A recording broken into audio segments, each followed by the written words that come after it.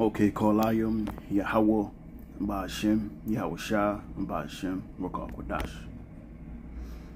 I want to say Shalom to the hopeful elect. Double honor to those apostles of Great Millstone. My name is Lamadio. And in this video, we're going to speak about letting go. Like they have a saying in the world, let go and let God. Meaning to surrender to the will of the Most High. Because a lot of times the flesh could get frustrated because the future, due to adversity, may look kind of scary. But we are not to worry, because Yahweh, Ba'ashem Yahweh Shah, got us covered as long as you believe. And the Lord got us this far. You think He's just gonna leave us right here? The Lord is not done with us. And the end of adversity is going to be a blessing. Just got to keep, believing. Keep trusting. And Yahweh Ba'ashem Yahweh Shah. Let go of whatever might be heavy on your mind, whatever's bothering you, whatever not going too well in your life, or how things should be, or how you would like things to be. But gotta let that go and trust in Him, Yahweh, why Yahweh Shah. Like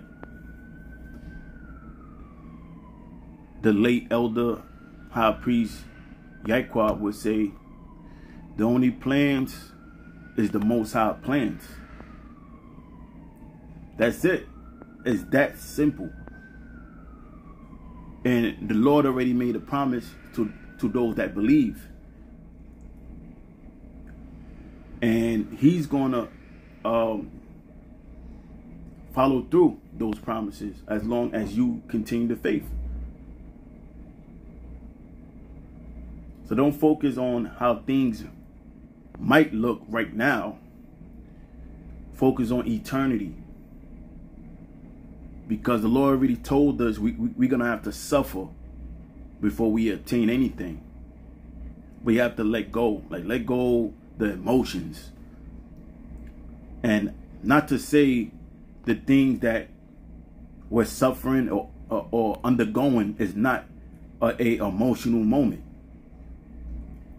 It is. That's why the Most High put these things within our life for us to suffer.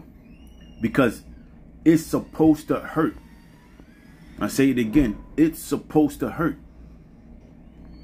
Because if it didn't hurt, how then could the scriptures be fulfilled about he that endured to the end, or hold fast to that which ye have learned, and such the like scriptures. Scriptures and those like it. So it's supposed to hurt. Because that's where the challenge come in. And it's real easy to say you have faith when everything is going well. Everything is going your way. There's no opposition within your life. There's no challenges within your life. There's no setbacks in your life. It's easy to say, my faith is strong, or I believe in Yahweh Ba'ashem Yahweh Shah. But when these things get taken away from you, when tomorrow necessities is not promised, you have all the setbacks, you begin to lose a lot, almost everything. You don't know how you're going to pay your bills. Whatever may enter your life and cause adversity, that's when your faith gets shown. So now, I don't want to ramble too much without bringing out these scriptures. So 2 Esdras 14:14. Let go from the mortal thoughts. Now, mortal derived from Latin morta, means death, which is reference towards the flesh. Because these type of thoughts leads to doubt. Doubt leads to sin. Sin leads to death. Romans 6:23. The wages of sin is death, because the absence of faith is a sin. So these thoughts that's heavy on your mind, you gotta let it go. You gotta let it go. Surrender. That you gotta surrender and believe that the Lord is gonna make a way. So let go the mortal thoughts. Cast away the burdens of men. Whatever's heavily on your mind. Because a lot of the times when we go through things, we forget that the Most High is in control. And then even what happened at times too, sometimes, you know, a man could acknowledge the Most High is in control, but then you in the back seat where the Most High, the Lord got the will, you in the back seat still trying to give directions. Now this is the Most High's play. This is the Most High's show. The Most High is the one that's moving pieces. He don't need our input.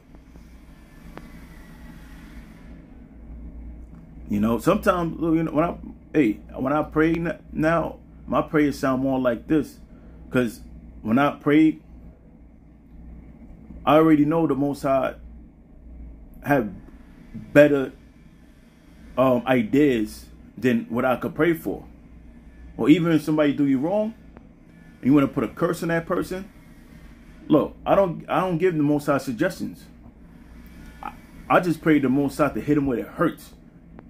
Because the Most High know more ways to hurt a person than you can even imagine. So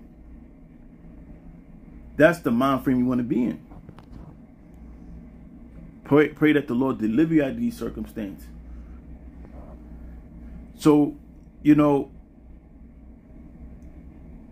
whatever heavy on your mind, pray. Put off now the weak nature, because sometimes, look, that overly sorrowing and meditating on these things that's not going your way could cause you to be weak, and it could hinder you from doing the things you need to do.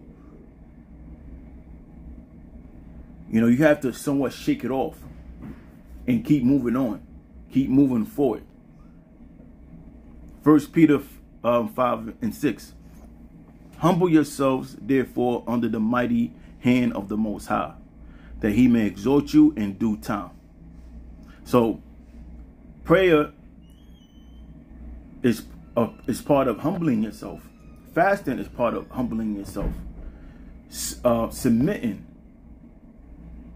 to the Most High is part of humbling yourself, because a lot of times we like to talk about our plans, but you have to surrender to the Most High plan, and the Most High plans may not be what you want it to be. You might be with a woman and you might like her well, but sometimes the Most High plans may be that y'all part ways. And you might try to do everything you can to amend the relationship, but that's not the Most High plans.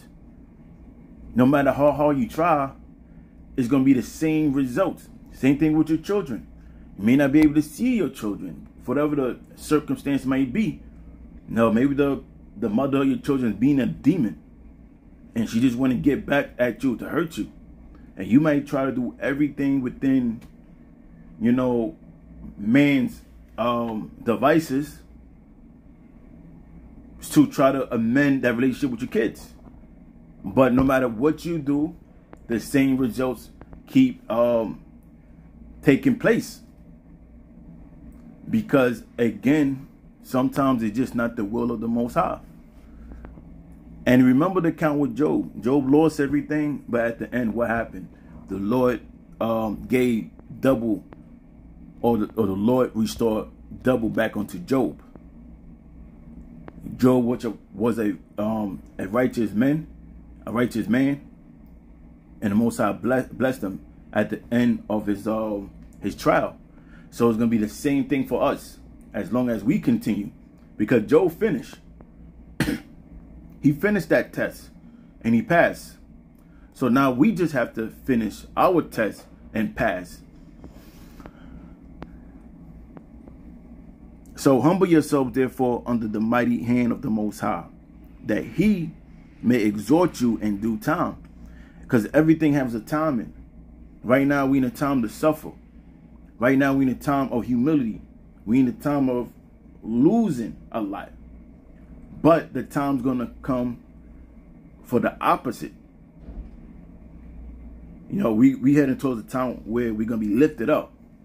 We heading towards a time where we're going to be receiving in abundance. We heading in a time of joy. But that comes with patience. And what happened is, a lot of times guys get caught up in instant gratification, and they look for the short-term rewards, and the short-term rewards be usually the thing that jeopardize your future, whereas you have delayed rewards. It may take a little longer till you receive those rewards, but you have to wait, and within the waiting, you're going to be suffering. So it said that he may exhort you in due time, right? Casting all your care upon him. The him is referencing to Yahweh, Ba'ashem Yahushua, for he careth for you. And this is for the elect. The Lord have cared for his elect, and his elect alone. Be sober, be vigilant, because your adversary, the devil, as a roaring lion, walketh about seeking whom he may devour. Because now, another thing is, Satan is watching you, and he's paying attention to your vulnerabilities. He's looking for the chink in the armor, so that he could pull you away from serving Yahweh Ba'ashem Yahushua. Because Satan's aim is for you to denounce what you believe. And he's going to come at you at every angle. He's going to come at you where it hurts. He's going to try to put you in an emotional state, so that way you're not reciting scriptures. And that way you're not exercising scriptures. But that's all Satan. That's when you fight. You know, you constantly stay in the scriptures. Because Satan want to get you so emotional that you become impulsive. And your head get cloudy. But you cannot let that happen. There's a reason why the scriptures reference the word as a shield and buckler. Because the way we're going to combat these demonic and spiritual opposition is through the word of the Heavenly Father. Verse 9. Whom resist steadfast in the faith, knowing that the same afflictions are accomplished in your brethren that are in the world. So don't just think you're going through it. You got other brothers going through it. Because these are spirits. When that spirit get done with one brother, he attack the next brother with the same thing.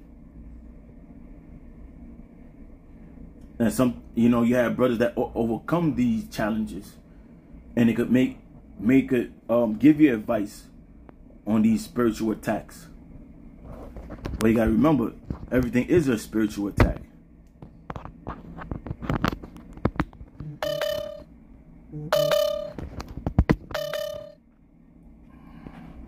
See that saying right there. Anyway, Proverbs 3 and 5. Trust in the Lord with all thine heart, and lean not into thy own understanding. Because what happened is, forget about what you want and the things you will like. You have to lean into the understanding of the truth. Because the more you try to process things through your mind, outside what the scriptures say, that's when the troubles come in and the problems. Because the flesh is naturally wicked. So you have to stay in the scriptures and do what the scriptures say to do rather than what the flesh say to do or what the world say to do. Because the world is all about appeasing the flesh rather than appeasing the Heavenly Father and His Son, Yahweh Ba'ashem Yahushua. Trust in the Lord with all thine heart, and lean not unto thy own understanding. In all thy ways acknowledge Him, and He shall direct thy paths. So you have to surrender, and the Lord is going to direct your paths in the correct direction. We have to trust. Be not wise in thy own eyes. Fear the Lord and depart from evil. Now let's go to Matthew 6 and 25. Therefore I say unto you, take no thought for your life, what ye should eat and what ye should drink, nor yet for your body, what ye should put on. Is not the life more than meat, and the body than raiment? Because what happened is, when things start to begin to happen within a person's life, the future could be a scary place. And sometimes tomorrow, the thought of tomorrow could give a person anxiety. But that's all Satan. Don't worry about tomorrow. Don't worry about that, sweetheart. Inside joke. But the Lord told us not to worry about tomorrow because we good.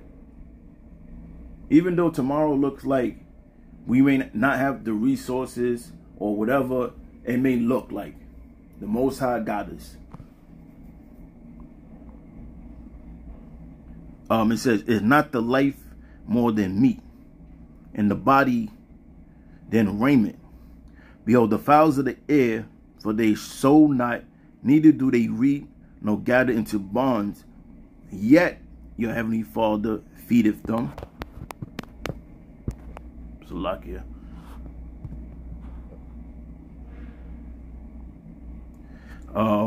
It says,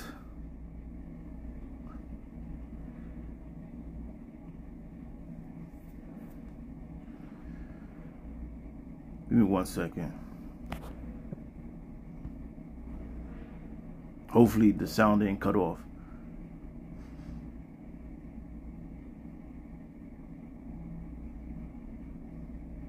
Okay, anyway. It says, behold, the fowls of the air, for they sow not, neither do they reap, nor gather into barns, yet your heavenly Father feedeth them. Are you not much better than they? Which of you, by taking thought, can add 1 cubit to his stature? And why take ye thought for raiment?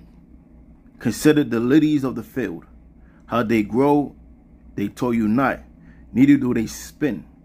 And yet I say unto you that even Solomon in all his glory was not arrayed like one of these. Wherefore, if the Most High so clothe the grass of the field, which today is and tomorrow is cast into the oven, shall he not much more clothe you, O ye of little faith? Therefore take no thought, saying, what we should eat, or what should we drink? Wherewithal should we be clothed? For all these things do the Gentiles seek, for your heavenly Father knoweth that ye have need of all these things. So even before you pray, the Lord already know what you're in need of. But it says, but seek ye first the kingdom of the Most High and his righteousness. Meaning you're supposed to be focused on Yahweh Shem Yahweh Shah. And you make that your priority. And priority means to make something first on your list. So it says, and all these things should be added unto you. Take therefore no thought for tomorrow, for the morrow should take thought for the things of itself. Sufficient unto the day is the evil thereof. And I'm gonna close with this. Let me see how much time. Okay, Philippians 4:6. Be careful for nothing.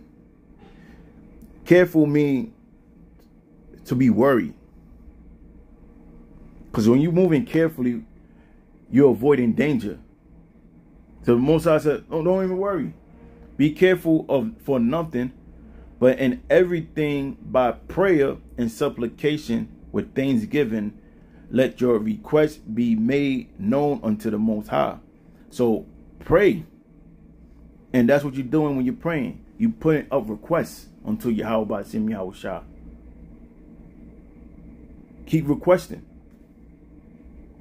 And you're requesting by prayer. So I'm going to close with that. Lord willing, this video is edifying. And I'm going to say, Kohalayim Yahweh, Ba'ashem Yahweh Shah, Ba'ashem V'Kar Kodash. Shalom.